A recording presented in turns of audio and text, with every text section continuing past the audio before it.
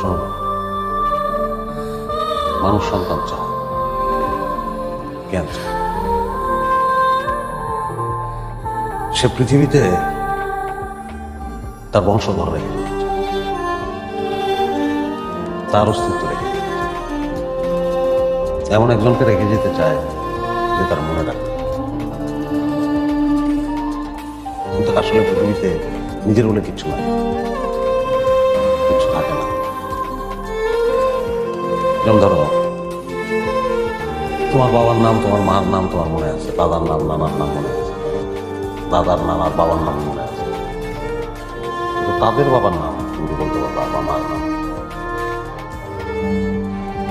তাইলে কি দাঁড়ায়? তার মানে একদিন তোমারও সবাই ভুলে যাবে, একদিন আমারও সবাই ভুলে যাবে। খুব অন্য পর্যায়ের মানুষ ছাড়া চিরস্মরণ হয়ে থাকতে পারে না। তাইলে মানুষ সন্তান চায় কেন? আসলে মানুষ পৃথিবীতে মানুষের অস্তিত্ব রক্ষার একটা ভূমিকা রাখে না। তাইলে যাদের সন্তান হয় না, স্রষ্টা কি চায় না তারা এই ভূমিকাটা রাখুক? তাদের ভূমিকা রাখার দরকার নেই, সেটা না। তাদের দায়িত্বটা হয়তো আর একটু বড়, আর একটু গভীর। পৃথিবীতে অনেক সন্তান আছে যাদের মা নাই, বাপ নাই, অথবা মাকে বাপকে জানে না, অবাঞ্ছিত, অবহেলিত। তাদের বাপ মার দরকার নেই, তাদের বড় হওয়ার দরকার নেই। মানুষের মতো মানুষ আর তাদেরও তো দরকার আছে।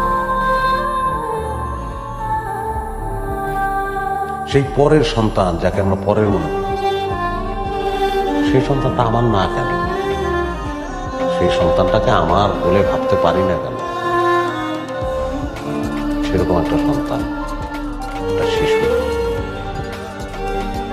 তাদেরকে আমাদের ভাবতে পারি না, তারা উচিত পারি।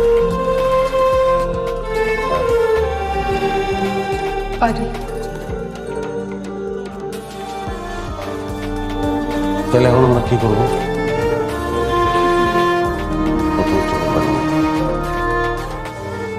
তারপর রান্না কি আছে জানি না, তার সঙ্গে একটা ডিম ভেজে দিবা, আরাম করে খাবো।